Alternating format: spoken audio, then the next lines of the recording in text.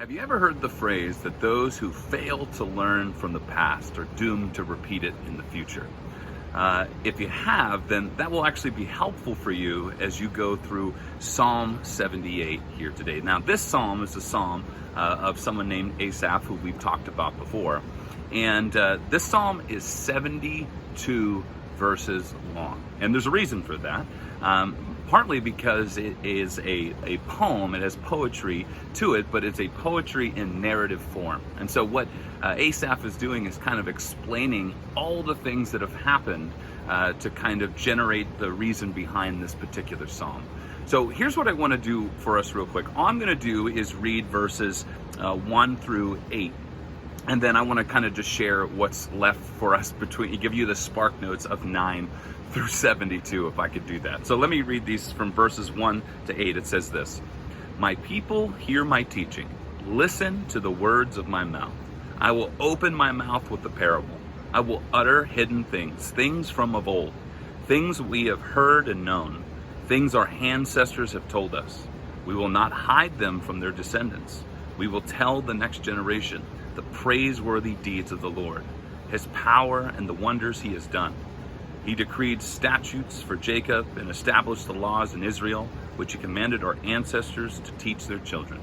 So the next generation would know them, but even the children yet to be born, and they in turn would tell their children. Then they would put their trust in God and would not forget his deeds, but would keep his commandments. They would not be like their ancestors, a stubborn and rebellious generation whose hearts were not loyal to God, whose spirits were not faithful to him." And so what you can kind of tell is Asaph is kind of pounding on the table, and it's like, hey, everybody, listen up. I have something really valuable to say here, something really important. And then he goes on to kind of give you a brief idea about what he's going to say. He talks about like, hey, learn from what the ancestors have, the mistakes they made in the past, and be able to pass on, some good things to the next generation. And so what he kind of does through verses 9 through 72 is talk about the ways of which the Israelites kind of failed in their relationship with God in the past. He mentions the Exodus, he mentions the plagues, he mentions specifically the faithfulness of God through all of those things. He mentions the way that they had rebelled against him even in the desert.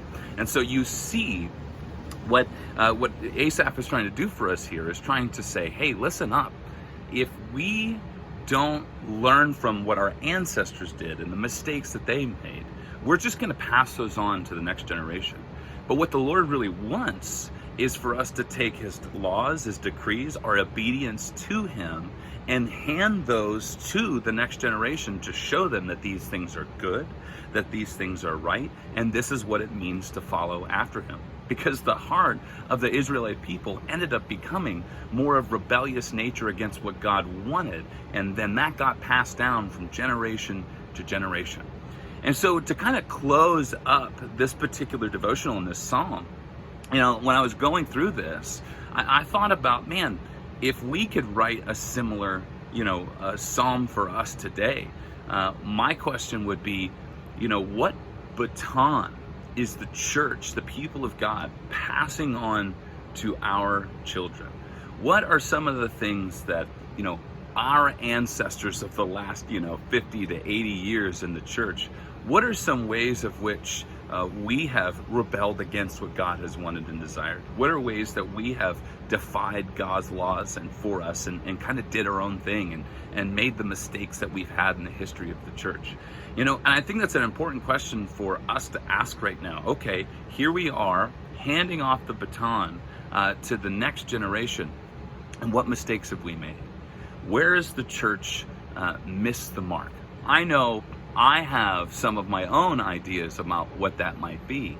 But, think for yourself, man, maybe if you have grandkids or you're raising children, what are some of the ways that we're seeing the church miss the mark, that we can course correct right now, that we wouldn't be people who will fail from their past and then, not change anything in the future? What can we do right now as we pass that baton to the next generation to help them see the truth about who God is, the truth about what it means for us to follow him, and ultimately to be able to give them something good that won't be corrupted or corruptible, that they'll be able to hand off to their children's children. So as we think about that this morning, as we reflect on this song, how are we handing off the baton of this church's generation to the next one?